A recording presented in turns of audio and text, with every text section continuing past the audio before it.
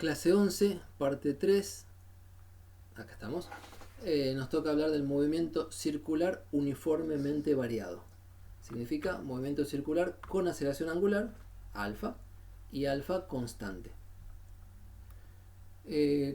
Cuando el ángulo alfa, cuando la aceleración angular alfa, que en general sería función del tiempo, ahora es constante, no depende del tiempo, podemos construir la forma de la función angular en dos etapas. De la aceleración, integrando, averiguamos la velocidad angular. Y con la velocidad angular, integrando, averiguamos en la posición angular. Totalmente análogo a como hicimos en movimiento en una dimensión, que con la aceleración calculábamos la velocidad con una integral y con la velocidad calculábamos la posición con otra integral. Vale la pena repasar eso porque integrales es algo que les tiramos encima antes de que se vea el análisis. La idea es que la aceleración angular es la derivada de la velocidad angular respecto del tiempo.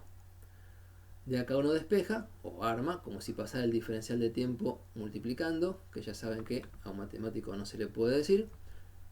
Si no lo sabían, vean el video anterior que lo conté. El diferencial de velocidad angular es aceleración angular por diferencial de tiempo, para un incremento de tiempo infinitesimal. Si sumamos estas contribuciones infinitesimales, la izquierda por un lado, la derecha por otro, en un intervalo de tiempo desde t0 hasta t1, sumar los cambios de velocidad angular nos va a dar el cambio total de la velocidad angular. Velocidad angular al final del intervalo menos al principio del intervalo de tiempo. Y del lado de integrar o sumar los alfa por diferencial de t, como el alfa es constante, ya lo puse afuera de la integral. Y entonces se puede hacer. Estas cuentas salen porque alfa es constante y porque lo sacamos afuera de la integral. Entonces la integral de los diferenciales de tiempo, la suma de los tiempos transcurridos infinitesimales, es el tiempo total transcurrido, t menos t0. t1 tendrá que decir acá porque sume hasta t1. ¿Okay? Entonces acá ya se puede despejar cuál es la velocidad angular al tiempo t1. Sería la velocidad angular al tiempo t0, que pasó con signo más alfa por t1 menos t0.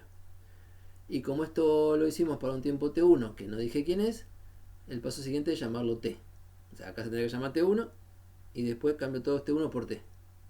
Quiere decir, para un tiempo cualquiera, la velocidad angular va a ser la velocidad angular inicial, que es el nombre que le ponemos a omega, velocidad angular al tiempo t0, donde tenemos algún dato, más la aceleración angular por t menos t0. Totalmente análogo a la fórmula, o la ecuación, a la función. La forma de función, ahí me gustó, que daba la velocidad de una partícula lineal como velocidad inicial más aceleración por t menos t0. Con la velocidad ya calculada, esta función, donde supone que omega 0 es algún dato inicial y alfa es el dato de aceleración, y t0 también lo conocemos porque es cuando se tomaron estos datos iniciales, podemos calcular el ángulo recorrido. La idea es integrar de nuevo. Si la velocidad angular es la derivada del ángulo respecto del tiempo, el incremento infinitesimal de ángulo es el producto de la velocidad angular por incremento de tiempo. Sumando ambos miembros, entre t0 y t1, o lo que es lo mismo integrando, la integral del diferencial de ángulo es igual a la integral de omega por diferencial de tiempo. Y omega es la que calculamos recién, que depende del tiempo, ya no la puedo sacar afuera. No es una constante para esta integral. Entonces del lado izquierdo tenemos el ángulo recorrido, diferencia de ángulos al tiempo t0 y al tiempo t1. Del lado derecho hay que hacer la integral, reemplazando en omega de t lo de la página anterior. Esta es la integral de una suma, que se hace como la suma de cada integral por separado. La primera es la integral de omega 0 y vamos a hacerlo por la regla de Barrow. Necesitamos una primitiva, que es omega 0 por t, porque cuando hago la derivada de esto respecto de t da omega 0. Eso es lo que sirve en la regla de Barrow. Y para este término, la integral o la primitiva de alfa por t menos t0 es alfa sobre 2 por t menos t0 al cuadrado. ¿Por qué? Lo encontramos en las tablas, pero para verificar, si hacemos la derivada de esto respecto del tiempo, da 2 afuera, que simplifica el 2, por t menos t0 a la 1. Entonces da alfa por t menos t0, quiere decir que está bien puesta la primitiva. Y la regla de Barrow dice, esta función primitiva, evalúala al tiempo final, t1, evalúala al tiempo inicial, t0, y hace la resta. Al tiempo inicial, t1, tenemos omega 0 por t1, que está acá ya rearmado, y alfa sobre 2 por t1 menos t0 al cuadrado, que está acá. Y al tiempo t0 tenemos omega 0 por T0, que ya está puesto acá dentro del paréntesis, con signo menos, había que restarlo. Y este valor en T0 se hace 0, porque es T0 menos T0, 0, el cuadrado de 0 desapareció. Entonces nos quedó armada la integral por regla de Barrow. De acá despejamos el valor de θ al tiempo T1, pasando θ al tiempo T0, sumando al otro lado. Escrito ya, en lugar de tiempo T1 en un tiempo T cualquiera, es el ángulo al tiempo T, es el ángulo inicial, más la velocidad angular inicial por T menos T0, más un medio de la aceleración angular por T menos T0 cuadrado. De vuelta, totalmente análogo a la expresión de la posición en función del tiempo para un movimiento rectilíneo uniformemente variado. Bien, resumiendo, si alfa es constante, podemos decir cómo es la función ángulo en función del tiempo, cómo es omega en función del tiempo y cómo es alfa en función del tiempo. Les muestro una animación en GeoGebra con este tipo de movimiento. Ahí viene. Es el mismo archivo de hace un rato, que yo lo subo ahora con el video, donde les cambié los numeritos. Tengo un ángulo inicial que está puesto, bueno, 4,71 son 3 medios de pi. 3 por pi, que es 3,14, dividido 2, 3 medios, que significa 3 ángulos rectos. O sea, la posición inicial, ya está acá en el dibujo, es 1, 2 y 3 ángulos rectos. En sentido positivo, antihorario, que es la convención que usa GeoGebra. No se lo pedí, lo dibuja solo. Ese es el ángulo inicial tal cual está dibujado acá. 3/4 de vuelta. Hay una velocidad angular inicial que es negativa. Esto quiere decir que el giro va a empezar en sentido horario. Si positivo es antihorario, negativo es horario. Bien. Y va a haber una aceleración angular, siempre la misma, que acá la tengo en el panel gráfico puesta en múltiplos de pi. La aceleración angular es 1/10 de pi radianes sobre el segundo cuadrado. Como pi es un numerito 3, algo, da este numerito en decimales. Bien, entonces, velocidad angular inicial negativa. Va a arrancar moviéndose en sentido horario. A ver, ahí va. ¿Sí? Podemos ver el giro y podemos ver el ángulo. Los invito a ver el ángulo que dibujo sobre este eje. Ver cómo se mueve el ángulo sobre esta recta, que no es física, sino que es una recta para describir el valor del ángulo, es como ver moverse una partícula en un eje real. El ángulo empieza valiendo 3 medios de pi, empieza con velocidad inicial negativa, así que lo vamos a mover hacia la izquierda, y con aceleración positiva que lo va frenando. Con lo cual el ángulo empieza a bajar hasta que se detiene. La aceleración positiva lo hace arrancar de vuelta hacia la derecha.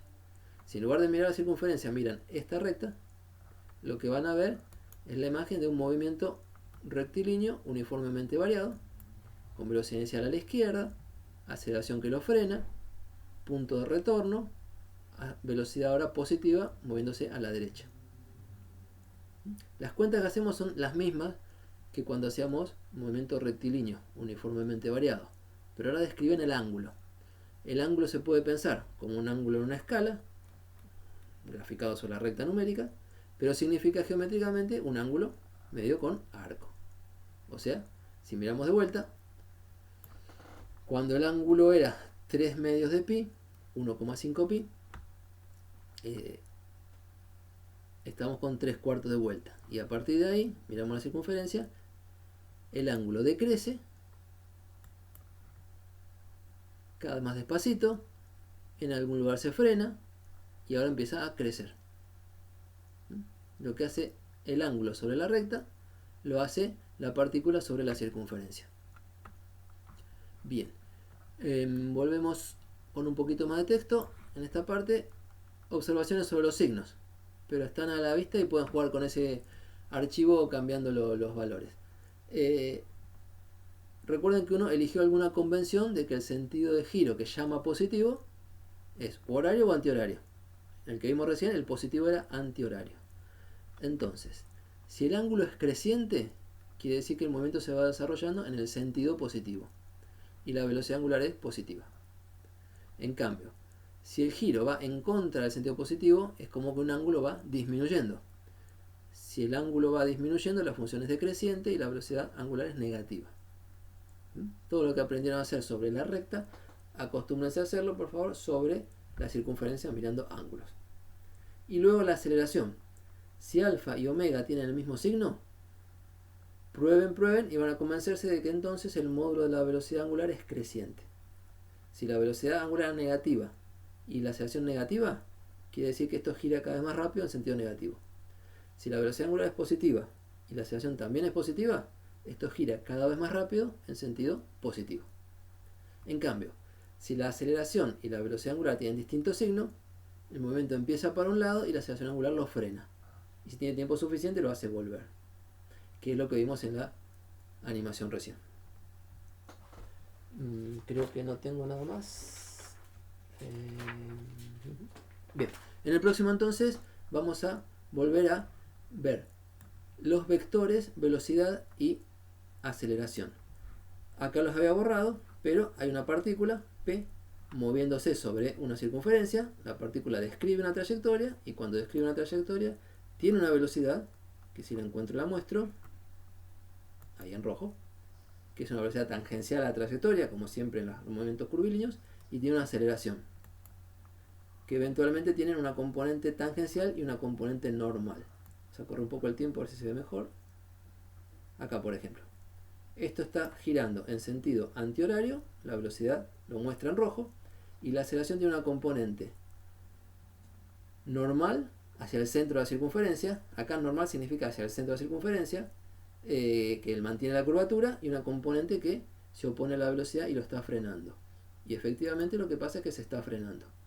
Vamos a hacer las cuentas de esto que les estoy contando en el próximo video.